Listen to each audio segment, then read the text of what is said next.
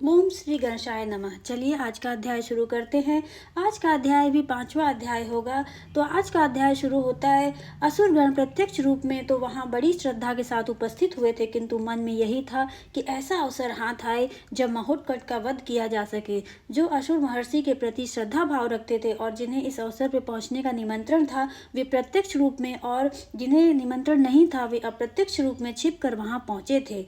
उनमें विज्ञात, पिंगाज, विशाल, पिंगल और चपल नामक 5 महाबली असुर भी थे, जिन्होंने माथे पर त्रिपुंड और गले में रुद्राक्ष माला धरकर विप्रवेश बना रखा था। ब्राह्मण के छद्म वेश को धारण किए हुए वे असुर हाथों में कमंडल लिए हुए थे, जिनमें छोटे छोटे शस्त्रागण छुपाए हुए थे।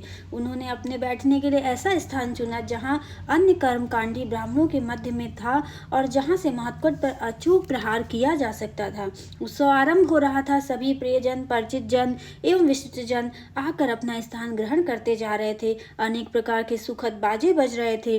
तभी मंडप में गणेश पूजन और उसके पश्चात स्वस्ति वाचन हुआ और फिर व्रत बंध की विधियों का आरंभ हुआ। हवन के पश्चात यमराज द्वारा ब्राह्मणों का पूजन किया गया। जिस समय अग्नि स्थापन के पश्चात सौभाग्यवती नारियों और ब्राह्मण गण द्वारा आशीर्वाद पाठ के साथ महोत्कट पे अक्षत छोड़े जा रहे थे, तभी उन विप्र वेशधारी असुरों ने उपयुक्त अवसर जानकर कमंडलू से अस्त्र निकालकर प्रहार करना उचित समझा। वे सभी अस्त्र प्रहार के लिए उद्यत हुए। वैसे ही उनका मंतव्य समझकर महोत्कट ने उन पर कुछ अभिमंत्रित अक्षत फेंके और इसके साथ ही वे असुर निष्प्राण होकर धरती पर गिर गए और उनका वास्तविक रूप प्रकट हो गया। 5 भयंकर असुरों के निष्प्राण शरीर देखकर सभी उपस्थित जन अत्यंत आश्चर्यपूर्वक कहने लगे, इस बालक के द्वारा थोड़े से चावल फेंके जाने पर ही इन भयंकर राक्षसों का मर जाना अवश्य ही सामान्य बात नहीं है। तब वह बालक किसी विशिष्ट शक्ति से संपन्न तो है ही। देवगण, ऋषि मुनि आदि ने उन्हें परात्पर परमेश्वर का अवतार मानते हुए उन पर पुष्प वर्षा की और सभी उनके जन्म कर्म का गुणगान करने लगे। उसके बाद महोत्कट भगवान को यज्ञोपवीत दिया गया। महर्षि कश्यप ने स्वयं ही उन्हें गुरु मंत्र रूप में गायत्री मंत्र दिया। देव माता अदिति ने सबसे पहले अपने पुत्र को भिक्षा दी। तत्परांत यहाँ उपस्थित अन्य स्त्री पुरुषों ने अपने अपने पद अनुसार क्रमशः भिक्षा दी और साथ ही सदाचार का उपदेश दिया। महोत्कट की प्राण रक्षा होने के उपलक्ष्य में महर्षि ने पुनः ब्राह्मणों का पूजन किया तथा अनेक प्रकार के स्वर्ण अलंकार, वस्त्र, अन्न एवं गौओं आदि का दान किया। देवताओं द्वारा विविध वस्तु प्रदान करना। तत्परांत महर्षि कश्यप ने सभी का आभार माना। महर्षि वशिष्ठ ने बालक का हाथ स्नेह पूर्वक पकड़ा और आशीर्वाद दिलाने के लिए चतुरानन की सेवा में ले गए। ब्रह्मा जी ने इस प्रकार उपनीत बालक को आया देखा तो तुरंत अपने कमंडलू के जल से तीर्थ ग्रहण कर एक ऐसा कमल पुष्प प्रदान किया जो सदैव खिला रहता है। उस समय ब्रह्मा जी ने बालक को ब्रह्मास्पति नाम दिया। तत्पुराण देव गुरु बृहस्पति जी ने बालक का पूजन कर उसका नाम भारभूति बताया। अब कुबेर ने पूजन करके सुरानंद नाम रखा और अपनी गलमाल उतार कर पहनाई। वरुण ने सर्वप्रिय नाम देकर अपना पाश प्रदान किया। तत्पुराण भगवान शंकर ने उसे विरूपाक्ष कह के त्रिशूल और डमरू दिया तथा भालचंद्र कह के चंद्रकला प्रदान की। महर्षि परशुराम की माता रेणुका देव माता अदिति की सखी थी। उन्होंने परशु देकर परशुहस्त नाम दिया और फिर पूजन करके एक सिंह बैठाया और सिंह वाहन नाम से संबोधित किया। इसके पश्चात रेणुका देवी ने उपदेश दिया, विनायक तुम शीघ्र ही असुरों का मर्दन करो। उस उत्सव में समुद्र भी ब्राह्मण के वेश में आया था। उसने बालक को मुक्ता माला देकर मालाधर नाम प्रदान किया। सभी नागों के अधिपति शेषनाग ने बालक के आर्षणार्थ अपनी देह अर्पित करते हुए फड़ी राजसन नामक से संबोधन किया। पुरंदर का अहंकार अग्निदेव ने महोत्कट को अपनी दाहिका शक्ति देते हुए धनंजय नाम दिया। वासुदेव ने प्रभंजन नाम से संबोधन कर अपनी प्रवाहिनी शक्ति प्रदान की। इस प्रकार सभी ने अपने अपने सामर्थ्य अनुसार बालक को श्रेष्ठ से श्रेष्ठ वस्तुएं भेंट की और उपयुक्त नाम दिया। किंतु इंद्र ने सोचा कि मैं तो समस्त देवताओं का अधीश्वर हूँ, मेरे समक्ष तो सभी मस्तक झुकाते हैं, इसलिए इस छोटे से बालक के समक्ष मुझे मस्तक क्यों झुकाना चाहिए। ऐसा तर्क कर इंद्र ने बाल रूप भगवान को प्रणाम नहीं किया। महर्षि कश्यप ने इंद्र की बात जानी तो वे बोले, पुत्र इस बालक के रूप में कोई अवतारी पुरुष ही प्रकट हुए हुए, इसलिए ऐसी विभूति को छोटा मानकर असम्मान नहीं करना चाहिए। देखो, इस छोटे से बालक ने अब तक अनेक अद्भुत कर्म किए हैं। विरजा नाम की राक्षसी और शुक्र रूप असुरद्वय को इसने खेल खेल में मार डाला। सरोवर में भृगु शाप से मगर बना हुआ चित्र नामक गंधर्व भी इसी का स्पर्श पाकर पुनः अपने लोक को चला गया। हा हा हु हु और तंबूर नामक प्रसिद्ध गंधर्वों ने इसी के शरीर में पंचदेवों के दर्शन किए थे, और अब भी 5 असुरों को इसने अक्षत फेंक कर ही मार डाला। इसलिए तुम्हें भी इनका सम्मान अवश्य करना चाहिए। परंतु पुरंदर तो राज्यहीन होकर भी अपने अहंकार को नहीं छोड़ सके। उन्होंने कहा, पिताजी, यद्यपि आपका कथन सत्य ही होगा, फिर भी मैंने स्वयं ऐसा कुछ भी प्रत्यक्ष नहीं देखा जिससे मैं इसे सम्मान के योग्य मान सकूं। इंद्र इतना कह चुके थे कि तभी महोत्कट के इंगित पर प्रलय काल के समय प्रचंड झंझावात चल पड़ा। बड़े बड़े वृक्ष और गिरी खंड टूट टूट कर गिरने लगे। धरती कंपित होकर डोलने लगी। भयंकर विनाश उपस्थित था। सर्वत्र त्राही त्राही की पुकार हो रही थी। इंद्र ने घबरा कर महोत्कट की ओर दृष्टि उठाई तो इनके नेत्रों से अग्नि की लपटें निकलती दिखाई दी। उस समय उनका देह बहुत विस्मृत हो गया था। हजारों से अधिक मस्तक, नेत्र, नाक, कान, हाथ और चरण थे। प्रमुख नेत्रों का स्थान सूर्य और चंद्रमा ने ले रखा था तथा रोम रोम में अनंत ब्रह्मांड समाये हुए थे। इंद्र ने महोत्कट के शरीर में विराट रूप के दर्शन किए। अब वे भय से व्याकुल होकर उनकी स्तुति करने और अपने अपराध की क्षमा मांगने लगे। तब वह भयंकर रूप छिप गया और शांत बालक के रूप में महोत्कट के दर्शन हुए। सभी उपस्थित जन उनका जय घोष करने लगे। इंद्र ने अपना अंकुर और कल्प वृक्ष भेंट कर विनायक नाम से उन्हें भक्तिपूर्वक संबोधन किया।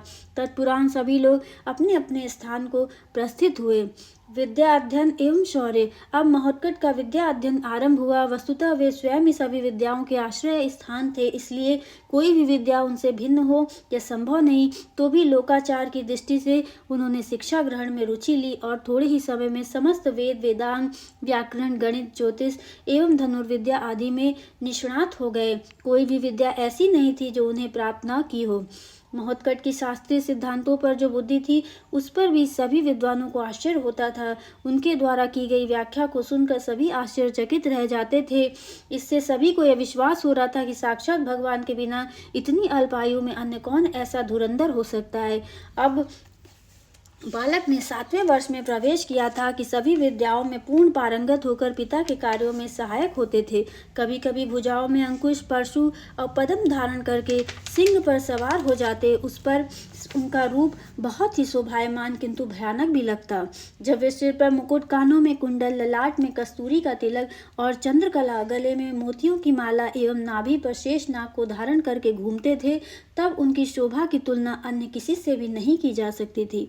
जब अपने वीर वेश में सजकर और सिंह पर सवार होकर घोर गर्जन करते, तब धरती आकाश भी कांप उठते। किसी बलि से बलि राक्षस का भी साहस नहीं होता था कि उनके सामने आ सके। इस कारण आश्रम के चारों ओर पूर्ण शांति का वातावरण बन गया और आश्रम में तो सदैव हर्षोल्लास का ही साम्राज्य छाया रहता।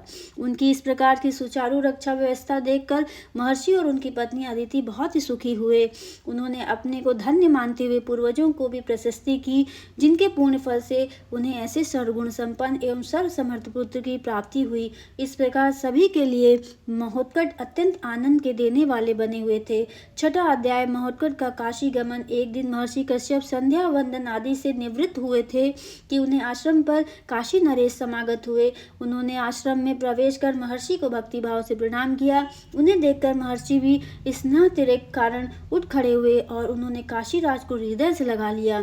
तत्पुरांत राजा ने महर्षि की आज्ञा से आश्रम में ही भोजन किया और विश्राम करने लगे। उसके बाद राजा पुनः महर्षि की सेवा में उपस्थित हुए और महर्षि से विनय पूर्वक बोले, भगवान, मैंने अपने पुत्र का संबंध निश्चित कर दिया और शीघ्र ही उसका विवाह करना चाहता हूँ, इसलिए आप कृपया काशी चलकर युवराज का विवाह कार्य संपन्न कराने का कष्ट करें। महर्षि बोले, राजन, इस समय तो मैं एक अनुष्ठान कर रहा हूँ, इसलिए चलना संभव नहीं है। यदि पहले से कहा होता तो अनुष्ठान बाद में किया जा सकता था। राजा ने निवेदन किया, यह मेरी भूल हुई है महर्षि। वस्तुतः मुझे आपकी सेवा में बहुत पहले उपस्थित हो जाना चाहिए था, परंतु राजकार्य में इतना व्यस्त रहा कि चाहते हुए भी ना आ सका। आप हमारे कुल पुरोहित हैं, इसलिए आपके बिना विवाह की संपन्नता भी कैसे होगी। कश्यप जी ने पूछा। देर में विचार किया और तब बोले, नरेश, यदि आप चाहें तो मेरे पुत्र महोत्कट को साथ ले जा सकते हैं। यह समस्त शास्त्रों का मर्मज्ञ और कर्म कांड में अद्वितीय विद्वान है।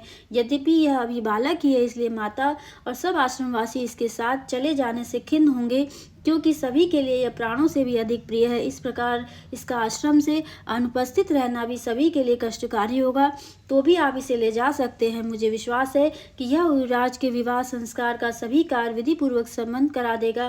कार्य पूर्ण होने पर आप इसे यहाँ भेज देना। राजा ने महर्षि का आदेश सहर्ष स्वीकार किया और तब महर्षि ने अपने पुत्र को पास बुलाकर बोला, महोत्कट, यह काशी नरेश हमारे अत्यंत प्रीति पात्र हैं। इनके यहाँ युवराज का विवाह होने को है। इनके कुल पुरोहित हम ही हैं, इसलिए इनके यहाँ के विभिन्न संस्कार विधिवत संपन्न कराना हमारा कर्तव्य है। तो हम यहीं पर अपना अध्याय आज समाप्त करते हैं और मैं आशा करती हूँ कि आपको आज का अध्याय, आज की कथा अच्छी लगी होगी। अगर आपको ये कथाएं अच्छी लगती है तो हमारे चैनल को लाइक करें, शेयर करें, सब्सक्राइब करें और कमेंट बॉक्स में ये भी बताएं कि आगे और कौन सी कथा आप सुनना चाहते हैं, तो मैं वही कथाएं आपके लिए लेके आऊँगी। और कौन कौन से पुराण और कौन कौन सी चीज़ें आपको अच्छी लगती हैं वो सारी मुझे बताइएगा। तब तक के लिए आप सभी का दिल से बहुत बहुत धन्यवाद।